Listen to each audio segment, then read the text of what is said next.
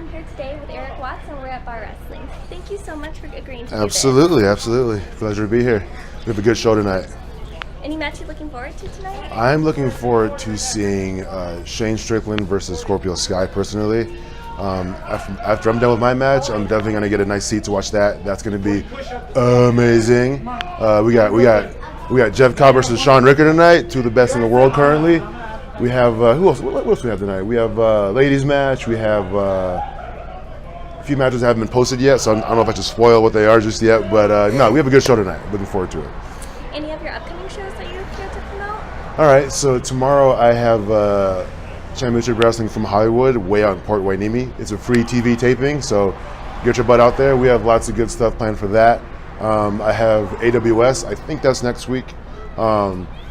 And I'm in a 6-man tag against Hate. 8-man tag, sorry, against Hate. I have Brian Kendrick's show next Thursday, Wrestling Pro Wrestling. I have Bar Wrestling in a couple weeks, actually, in downtown LA. July's loaded, so I think I think there's a little few more, but those are the huge ones. Yeah. Those are really good shows. So my first question for you is, what made you want to be a pro wrestler? So I was always a big nerd growing up, and the first time I saw wrestling, if I remember correctly, was I was really, really small. It was The Undertaker, and he just captured my imagination. And you know, as older I've gotten, you know, the more I've realized that it's not just the character, but it's the athleticism he has. You know, he kind of set the ground for lots of today's big men. Like, he was the first big to do the over-the-top rope dive, you know, and he was like the first big guy to be that athletic, that agile. I mean, we have Vader. Vader was athletic too, but Undertaker is taking it to a whole nother level. So I would say him, and then you know, as I got older, like The Rock's awesome. I love Brock Lesnar. Big fans of guys like that, big boys, you know. But yeah, Brody King's doing well for himself. He's like another guy who's like big, doing well. Keith Lee's a man. Yeah, man, I'm a big fan of the big boys, so you know, I'm trying to represent. That's a good answer. So is there any dream matches for you currently? Ah, man, dream matches. Let's see, in the indie circuit, I'd love to get in there with. Well, Keith Lee's gone now, right? So I can't have him. But perhaps Walter. Walter's hot right now. He's a big boy. I like to get in there with Brody King. We had one match, but I think we could do a lot more this time. Let's see, I want Scorpio Sky again. I'd like to have a match with a couple of guys from CZW. We got Joe Gacy. We got MJF. I'd like to wrestle him. I mean, I have a super long list. I have a really long list, but I won't get into it, the full list. But those are a couple of names off the top of my head. Is there anybody at Championship Wrestling from Hollywood that you really want to go against? Championship Wrestling. Dave Marquez, I'd say.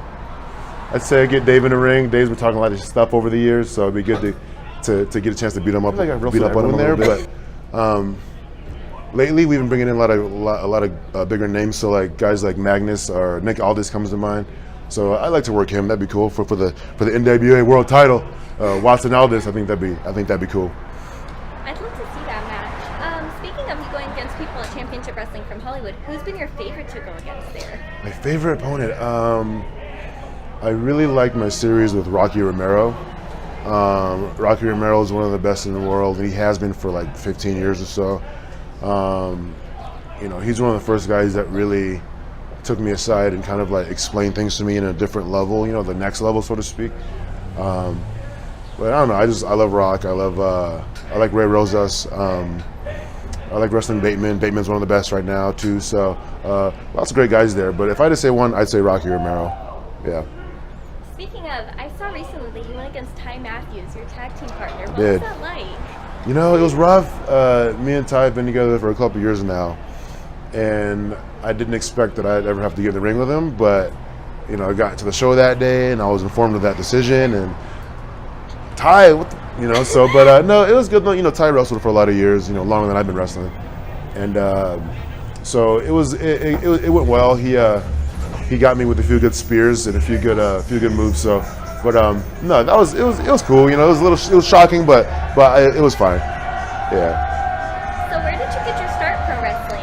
I started in a little school in Burbank called Knox Pro. They've grown since then. I was one of their first students. guys like Rusev, guys like Ricardo Rodriguez have come from there. So yeah, no. If I had to say one place, I've trained in lots of places, but that's where I've gotten the most of my training from was Knox Pro. What has been the weirdest tour memory that you have? Weirdest tour memory. I don't know what I can say. I'm not. This is a family show or not, but let's keep it G-rated.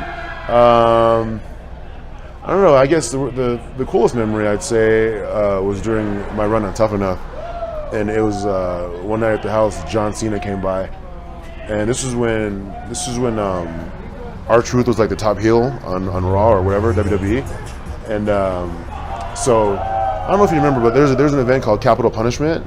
They only ran one time. It was Cena versus Truth for the title, and that was on a Sunday.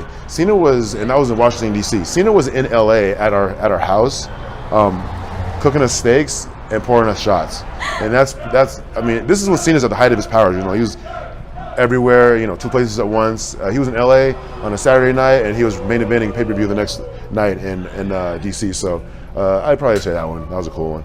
That's a good memory. Yeah. Do you think you would say that your height has disadvantages when it comes to traveling? When I'm flying sucks, unless I get priority seating or like first class. Most promoters don't want to pay for first class though. So my knees have like marks on them, at the end of it. I get used to it. Most of the time, I'll just take something to go. I'll just go to sleep and not worry about it. But the flight to China I took recently, that one, that was something. There's a point where I had to stand up and lay down on the floor. I blocked an aisle because my legs were just dying. But most flights aren't 16, 17 hours long, so it's fine. Yeah. What has been your favorite state to wrestle in? Favorite state? Oh, Cali. SCU. No, I love Cali. I feel like we have the best fans. East Coast gets all the love, Florida gets all the love, but Los Angeles especially, we have the best fans on the planet. I'm gonna tell you why. Because Los Angeles fans have lots of entertainment options, but as you can see over there, they are choosing to be here tonight. We have the place it's a sellout. They're filling the buildings up every time we come out there, and they don't get enough love. So LA fans, you guys are the best. East Coast fans, whatever. LA's are the best fans. Number one. LA number one for sure. What's it like wrestling in bar compared to other places? Bar wrestling. Bar wrestling reminds me of the way PWG used to be, where it's a mixture of local plus lots of fly-in talent. Like tonight we have AR Fox, we have Shane Strickland, guys like that. But we also have local people too, so it's cool, like the old school PWG. But the atmosphere is my favorite. The crowds are so rowdy and they're just there to have a good time, and I love it. It's my favorite place to work. Yeah. And finally, word of advice for anyone who wants to be in the wrestling industry or a wrestler? Get in shape, number one. Not just for the aesthetic of it, but just for the physical, the health of it. Like if you're not in shape and you're out there taking a bump, you'll pull something. You'll endanger yourself. You'll endanger your opponent. If you're tired trying to carry a guy, you might drop him on his head or drop her on her head. So I would say get in shape. You don't have to be like a bodybuilder. Look at Kevin Owens, guys like that. He's in great shape. Kevin Owens is one of the most conditioned guys on the roster, but but he's in really good shape. So you don't have to be a bodybuilder. Just get in really good shape, get your wind up, get your cardio up, and that'd be the first thing. Just get in really good shape. Thank you so much. Of course, absolutely.